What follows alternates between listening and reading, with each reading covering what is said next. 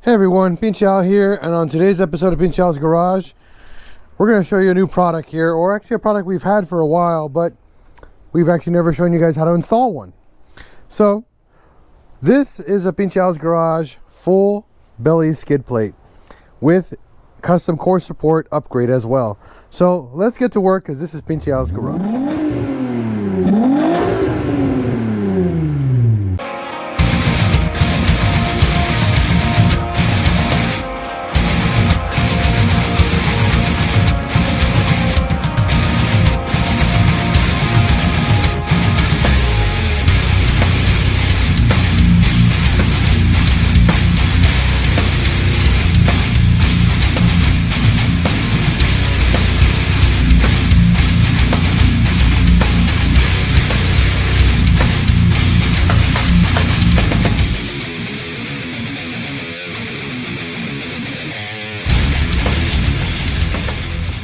We're going to give you guys a hardware and pretty much breakdown of the entire product here. Very, very simple. We use a steel skid plate. Yes, these will rust. You do have the option to get it just painted so you can prevent any rust. I would definitely give it a really good coat of etching primer and just stop the rust completely. And maybe throw on an enamel paint and you're done. I mean, you probably spend 20 bucks in total to getting that done. The core support is what we call here. This actually goes around your actual core, your core support on the car. This is actually made out of angle iron. So extremely strong, very, very durable, meant to take impact and impact hard. That's the whole point of this skid plate that we designed, is so you actually absorb all the impact and you actually slide over stuff versus hitting it and getting stuck and then ripping your plate off. This is a product that we make here and I love it. It's we have a couple already happy customers with them and they've actually saved their cars more than once with one of these plates. On top of that, we provide you all the hardware needed to install it. Number one, we provide these steel washers, washer spacers that we make here in-house. These pretty much accommodate the gap that you have on your steering rack when you install your plate on the rear end. We designed the plate to use the rear steering rack bolts. We make a hole for the dog bone mount so it doesn't make the skid plate bow too much. You will end up bending the mounting holes for the skid plate just because we want it to be very, very firm underneath the car. So these will bow a little bit, but not that much. You'll notice there's a set of holes here and over there on that side of the plate. These holes are to accommodate the new covers that we're going to be releasing soon. So this is a modular skid plate, meaning there will be add-ons down the road. We're going to be offering a little cover that goes on each side here that will cover the side by the pulley and the transmission to, I guess, enforce or reinforce, I guess, dirt control and water going in areas you don't want while you're driving. Up in front, you'll see there's notched holes here. This is what we use to mount the skid plate to our core support brace.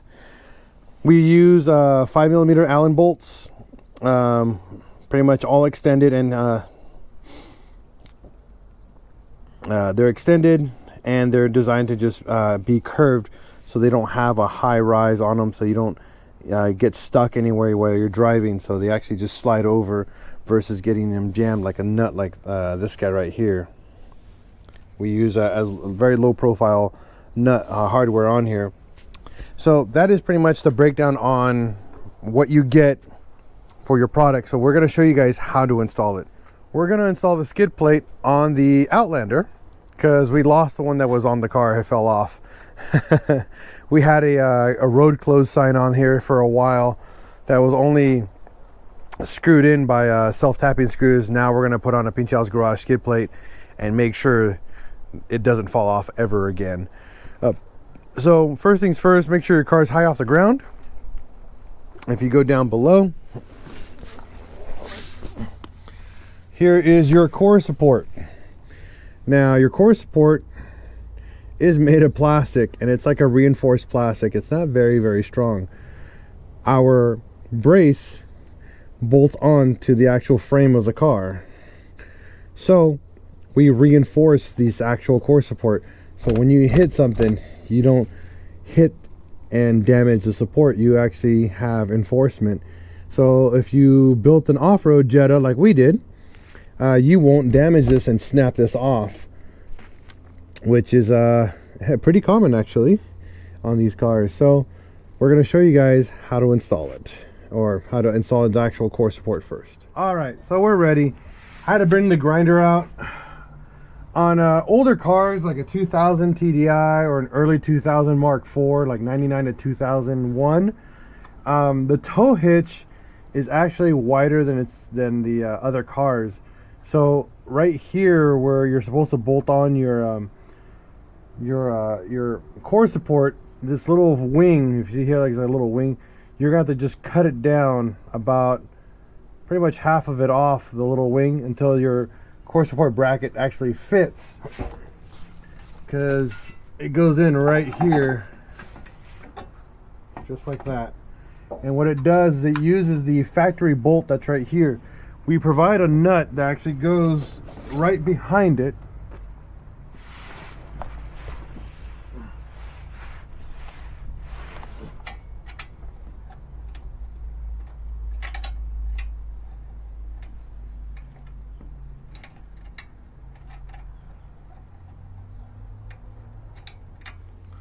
to get it on.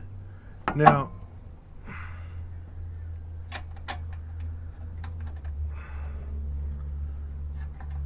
you can add added reinforcement if you want to. We added another bolt hole on top. So if you didn't have like our Jeep bumper on here, you just had the actual core support, there's another hole that's actually made right here in the factory that you can run a bolt. We provide the nut that you need for it, but just run a bolt and it'll add added support. It's not needed, but we added it just in case. So you'll see right here already, this is how the bar goes on this side. Then on the driver's side, you're gonna see pretty much how we bolt that on. And to show you guys up close, so we use this factory mounting point here, but we don't take the bolt off. The bolt is actually long enough through the back where you can just run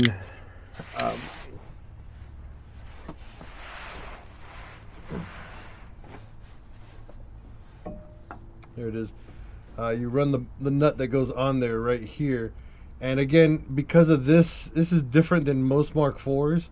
You are going to have to grind this down just a tad bit so the bar actually fits in here. On Mark IVs 2002 and up, I haven't had a single problem with this brace, with this support to go on. It's just I haven't tried it on an older Mark IV yet. So you guys can see how that goes on. Again, you use the factory bolt to hold it in place. Now we're going to show you guys on the driver's side.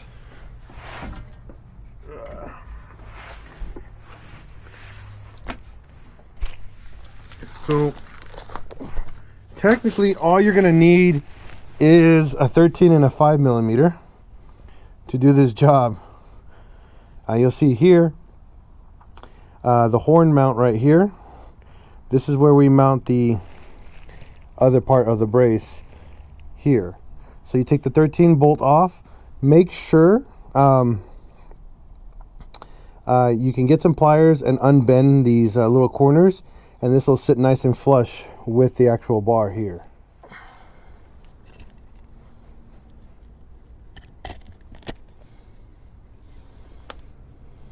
All right, so right here again is where the horn goes. We don't have a functional horn so I don't need it anymore, but for you guys, you might have to bend the little bracket just a little bit straighter so it sits on here nicely. The bracket has actually a nut on here that we need to use for our bracket. So this guy goes up here, and then this goes here, and you get it started by hand.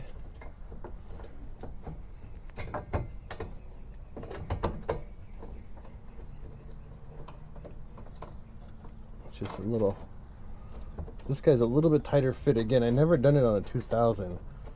On all the 2002s and newer, I've had not a single problem. So this is actually a good learning situation for me right now. Because the bracket does work, everything works flawlessly. It's just a little bit extra tighter work, or tighter fit.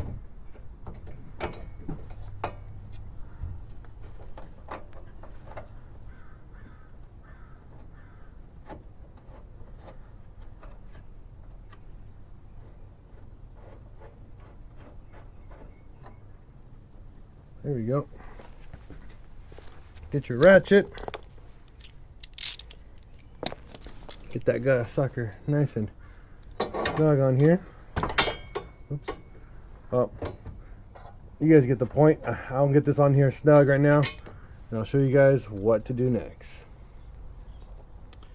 All right, so holy smokes, it's actually a tight fit. It's a pretty tight fit on older Mark IVs, but once you get the bolt started, fits beautifully. Just get it on there nice and snug.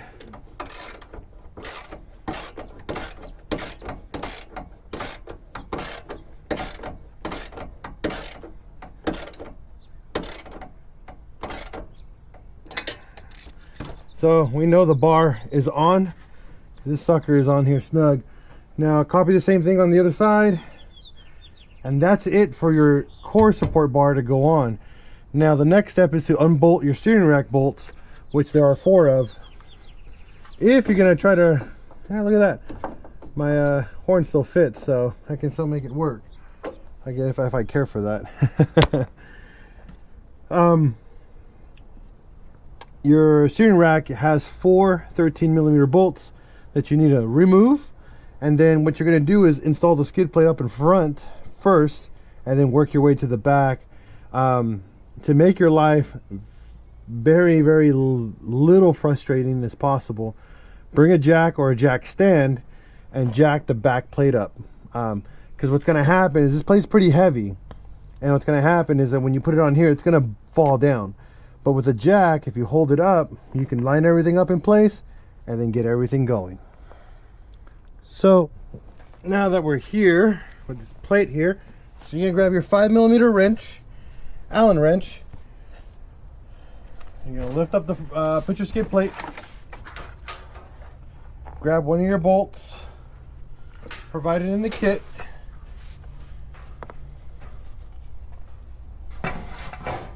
And then we use the jack stand pretty much to lift it up from the front, from the back to the front.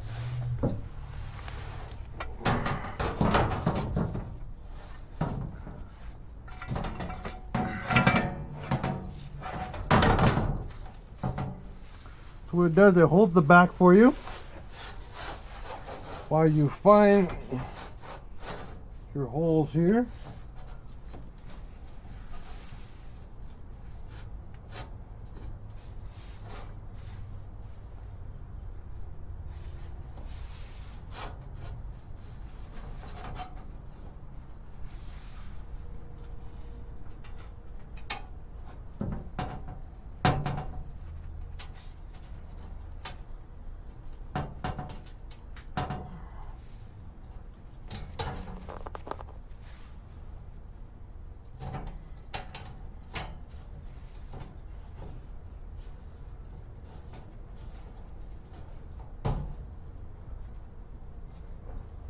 And then get the rest of your bolts going. Usually I go from middle side to side.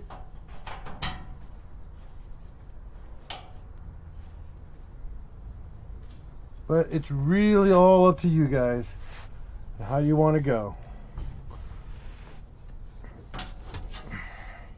Now all the holes are slotted, so you can slide the bolt plate around to get that right fitment that you're looking for.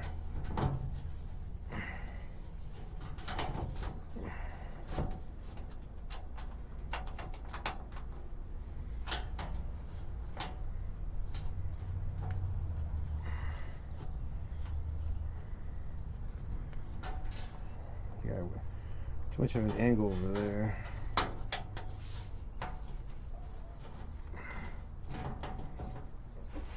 You gotta wait until the plate is flat against the other side, and then we'll get that going. So what we're gonna do now, get you guys a little bit closer over here where I am. We're gonna use the extended bolts that we have.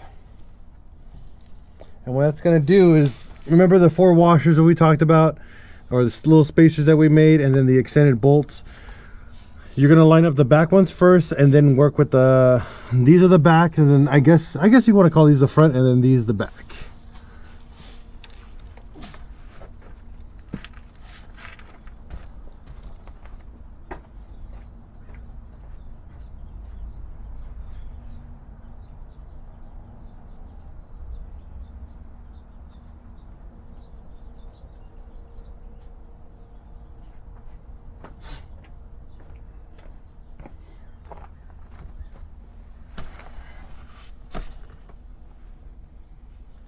I have everything I need. My Allen wrench.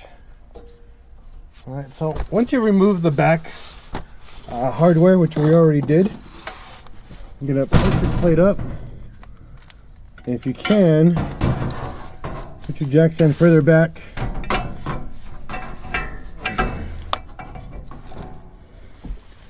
That allows you to hold it a little bit better. Get your spacer. Oops.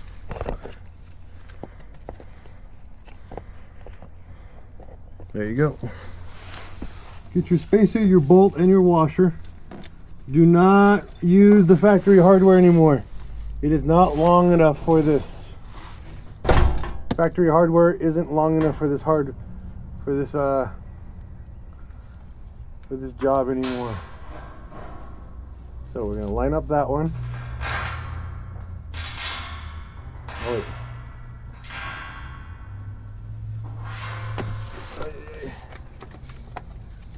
Line up this one first. My bad.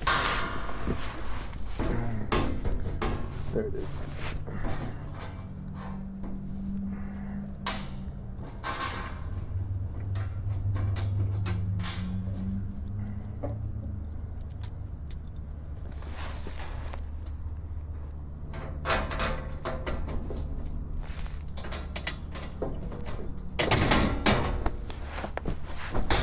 All right.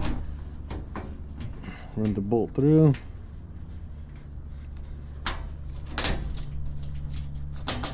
All right, so I had to do a little bit of findangling, but I figured it out. So on the bolts here on the rear rack, if they don't want to thread in, what you have to do on the bolts, if they don't want to thread in, because these are flat and the factory ones are tapered like this, and these are flat bolts, grab our die grinder and just round the tips off just slightly, and then they'll thread in just fine. Pretty much get them nice and tight, torque them about 40 foot-pounds, and you're set on the rear. Same with the front, torque them about 35 to 40 foot-pounds, and you're set up in front. And you'll see here, this sucker ain't moving. So this reinforces pretty much your core support, because this is actually going around the actual core. Back here, it's actually tapered up, so if anything ever pushes in, this bar is going to hold it in place and support the living crud out of your skid plate, and actually your support and underneath your belly pan. So the future upgrades we're going to be adding, this is why we have these holes here, is that we're going to be adding little plates that come over, you can bolt on and cover up your pulleys for added support down the road. Same on the transmission side, we have those ports as well. We haven't added the product yet, but we are going to be adding these for future upgrades for your skid plate.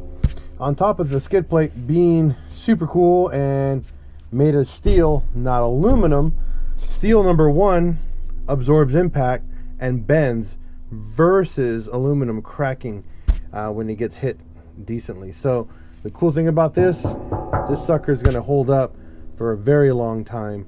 And if you ever do crack it, you just grab a little welder and weld the crap out of it, sand it down, and you're back up and going. You don't need to buy another skid plate. So that is the beauty of these PincheAls Garage skid plates. And this actually was designed by Bill Designs for us. Awesome good friend of ours helped us design these skid plates.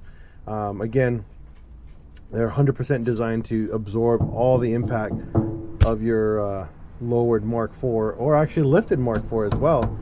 We actually put it on our lifted Jetta because we've been hitting a lot of rocks when we're off-roading, and we've been damaging a lot underneath the engine bay. Now we're never going to have that problem ever again. So you guys can see again where we mounted everything on early Mark IVs. Again, like I told you guys, you are going to have to grind down this a little bit. I grinded about 2-3 millimeters so the bar can actually slide in. Over there on the driver's side, you just remove the horn and that goes on, and put the horn back in place. You might have to bend the tabs just a little bit, but no big deal. On the back of the steering rack, again, as always, unbolt 4 of the bolts on the steering rack. Install the new supplied bolts in the back with the spacer and the washer. If you look down below, it is going to bend the plate a little bit, and the reason for this, because we want, when you hit this, you want to be able to slide out and go out and not catch on any of those bolts. And that's why we made sure we didn't make the spacers too big, because we didn't want to get the bolts caught on anything. You'll be able to scrape, you can grind down literally the dog bone hole if you want to. It's up to you guys. We made that just so the plate wouldn't bend too much. We didn't want the plate to flex or bend too much underneath the car. So that's why we made that hole, to keep it from causing the plate to bend.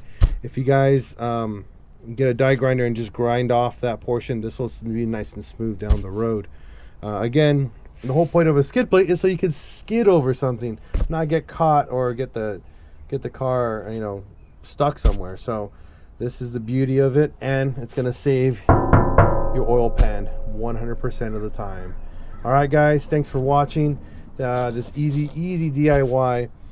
On an older Mark IV, I had to figure it out, but I got it down. It wasn't that bad. So I'm really glad that we were able to figure it out pretty quick and able to get the it installed in under 30 minutes. The only downside is oil changes. Yes, you are going to have to remove your oil, your skid plate to do an oil change. That's the only downside to this skid plate, honestly. But once you get it in, it's super easy to get out. Just remember, put a jack stand on the back, unbolt the front, and then unbolt the back and slide your plate out. Do your oil change and reverse the process. Bolt the front in, put a jack stand in the back to hold it in place, then bolt in the rear after you get the front bolted down. Very simple. All right, guys, thanks for tuning in this episode of PincheAls Garage. If you guys want to get one of these awesome skid plates, just hit on the description down below. Go to the website PincheAlsGarage.com and order your skid plates. Please read the description, because shipping and handling is very different. It's not going to give you a proper shipping quote.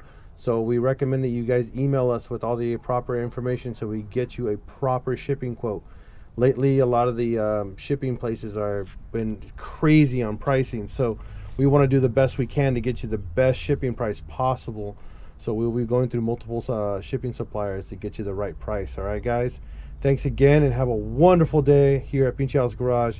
Peace out, everyone.